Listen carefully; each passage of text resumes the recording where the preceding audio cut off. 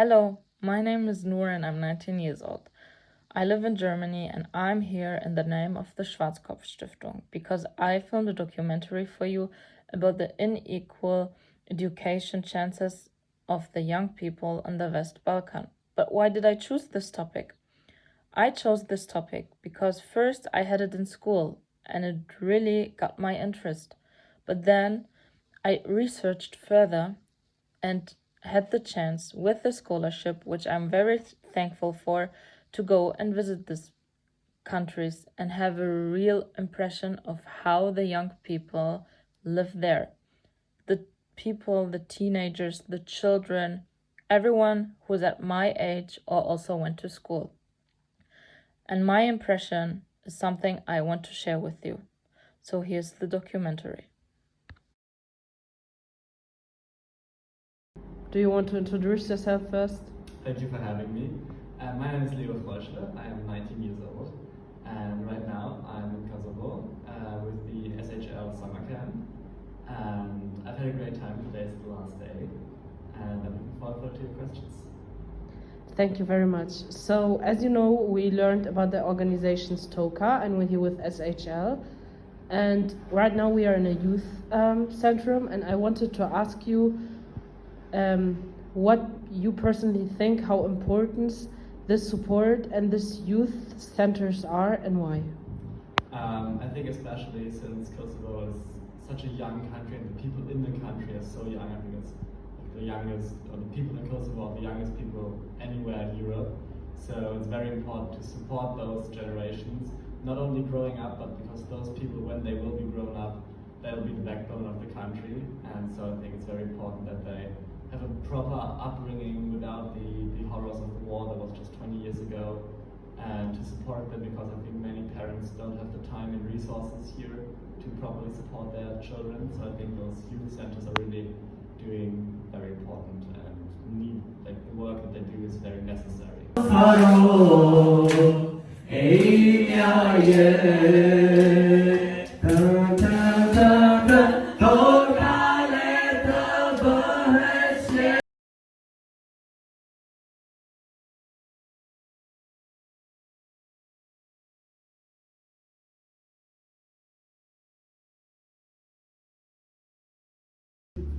Our vision of youth in Kosovo is people who are fully developed, fully equipped to change their lives, to do whatever they want to do with their lives, to be able to, if they want to stay in Kosovo and work in any field, they can do that. If they want to stay at home and become stay-at-home moms, that's also fine, but it has to be your choice. If you want to leave Kosovo and go abroad and study, that's absolutely fine, as long as that's your choice and you're capable of. So that's what we want to see happen in Kosovo, and most importantly, we focus on disadvantaged youth. We don't go to rich, a private school kid coming from a rich family with all the possibilities out there. We tend to go to rural, provincial, small municipalities that are outside of Pristina, in the border, that tends to be not exposed to a lot of opportunities, which makes our work harder. For example, in the summer camp that we have right now in Prizren, for 30 places in the camp, we had to have more than 100 applications. Then the second point is what Shkumin said, to also give them the opportunity to be able to compete with the youth that comes from bigger cities and have more opportunities in their cities than the people coming from the rural areas who can. We don't have like public transport to come out of the villages, go to the bigger cities and stuff like that. You have to always have a personal car, which is also a bit challenging, knowing the economical situation in Pristina, not in Pristina, but in whole Kosovo and in Arbat as well. So that is, these are the main points why it is important what SHL Kosovo is doing. And how much do you have the feeling of studying abroad?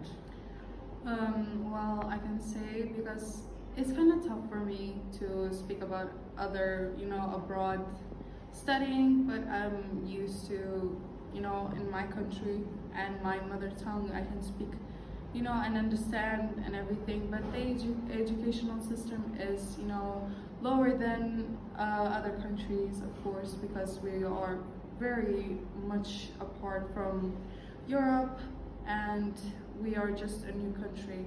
But I would have a bit of desire to go and study abroad. So, what do you think are reasons for the young generation in the southeast part of Europe leaving and wanting to have a better life? Well, I think it's very difficult to pin down one or two reasons. I think it's a whole conglomerate of problems that all have something to do with each other. I mean, we talked about the education system, how it lags behind. So I think that education is a very important part. I mean, one of our counselors, Aleta, she left Kosovo to study in Ingolstadt, and I think she's, of course, not the only one. So I think education, or better education in the Northern European or Western European world, that's probably a big reason. I can also imagine that the the young people here just don't have any perspective here.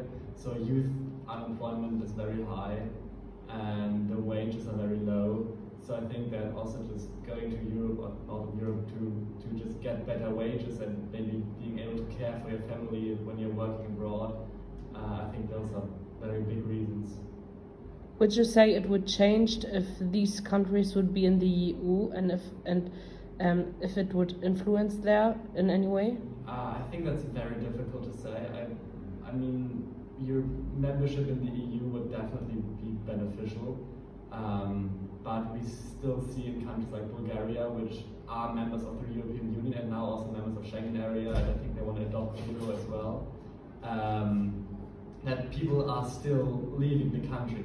I mean, if I'm not mistaken, maybe I have the numbers a bit wrong, but Bulgaria is losing hundreds of thousands of people each year, and they are also in the EU. So I think just joining the EU is not the solution, but it's definitely a good start. And with European funding, I mean, we saw what projects can be achieved here with European funding, and so I think that's obviously a step in the right direction.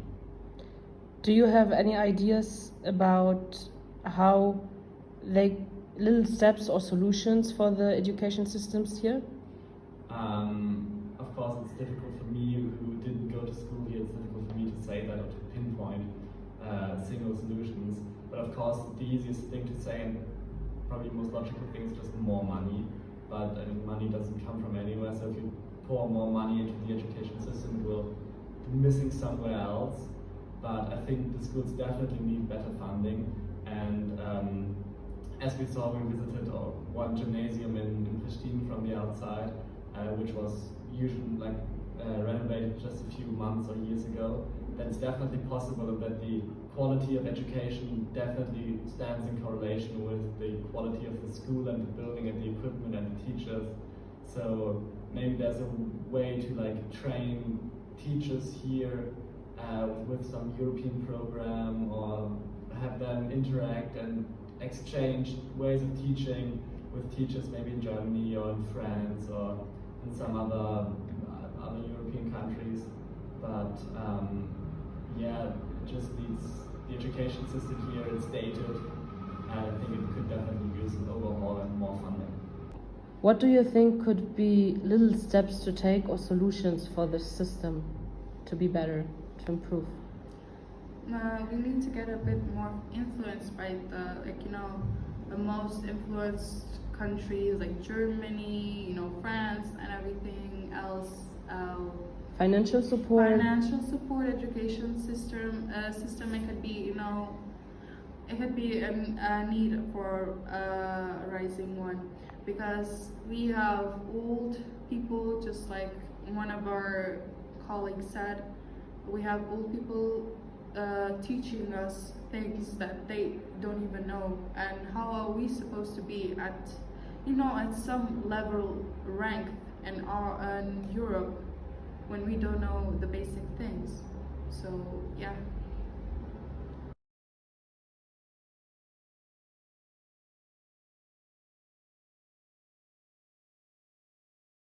A lot of old-fashioned teacher, still from the Yugoslavia times, who were taught that everybody has to sit properly, not have even a water bottle on the desk, and just like listen to them talk and talk and talk. So it's not like not a lot of interaction with the students. We unfortunately don't have also like beamers, projectors in the classroom so that we can have like a slideshow or anything. But it's just like literally the book and what they say. And also what's pretty bad is that the books are pretty outdated. Yes. Or there are a lot of like uninclusive expressions in the books. There are a lot of like outdated facts that are not true. Not facts at all. Yes, anymore. So that's why I think Tuha also has the mission to like try to start and better this kind of teaching method. Yes. They only learn through a book or a board. They don't play games, they don't go outside, they just sit all day. It's very boring and ineffective. So what Reza and her team does is that she trains teachers how to involve better methods, more interactive methods. And we usually call that experiential learning. We think that the best way for us to learn is by doing, not by reading or by listening to someone else, someone who is older than you, someone who has studied a lot but who does not have that personal experience. We think that you best learn by doing the thing itself. But one says yes and then the other says just because no, and nothing works. And that's also the same with the educational systems here. I am pretty sure that the Scandinavian curriculums of schools are really Very good. Yeah. But it does not work in a community where the cultural values are very different, where you don't have the means in the schools to like implement that curriculum, and that just goes like down to the stairs, down to the ground, and it does not work, and it's just worse than what you had before. So that's, I think the most important thing is seeing the differences and seeing how this community is built in the first place, and then trying to think what could work for them, and not just bringing strange stuff from the West or from anywhere that will not work for the society here. Everybody, so it's an inclusive approach, and we believe that the best way that we learn also is by exposing youth to other nationalities. So that's why we have international camp, where Kosovar youth don't just work with Kosovar youth, but we also bring in youth from North Macedonia, we bring youth from Albania, we bring youth from Montenegro.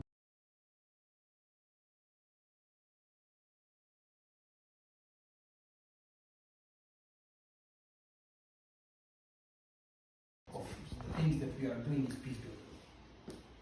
Doesn't matter which tools and methods we are using. Our main purpose is for people in red, green, and blue to come together. Because only when they come together, they realize. You are so different, even though you are not at all any different, except for some things like religion and stuff like that, but yeah. So basically there is 38 more, still Yes. there is 38 schools like that. 38 schools today. Yes. Yeah. The only place that's worst is in Northern Ireland, which is like really, really segregated. And it's funny that they are coming to see the model of two schools under one roof to do something like that. And we are always telling them, no. That's what we're trying to get rid of. If they are in one school, it doesn't mean that they are interacting. And they are like saying to us, but we don't even have one school. But for us, it's one of the worst examples of epic segregation. It's these schools that are basically, I'll show you. And what the war has still done, and how the war is over, but it's still here. Because like they also do the thing like when they go in the morning, the ones, and the other ones go in the afternoon, so they don't even meet each other. And So this is an amazing example. Yes. Yeah. Blue is where the Croats are going, and the yellow is where the Bosnians are going. It's still It's the one school. right now. It has one administration, and then at some point there was also barrier here.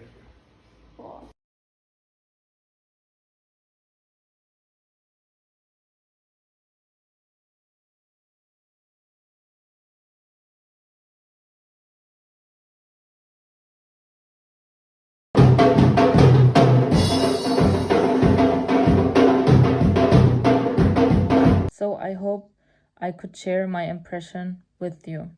As you can see, these countries are so much more than just tourist places. We have so much impact if we want to, and we can help these people there because education is the ticket for professional life, and not everyone has that there. But what you can see is that the society there really works together and respect each other, whichever ethnicity, religion, sexuality you have. And that's what is so worthwhil.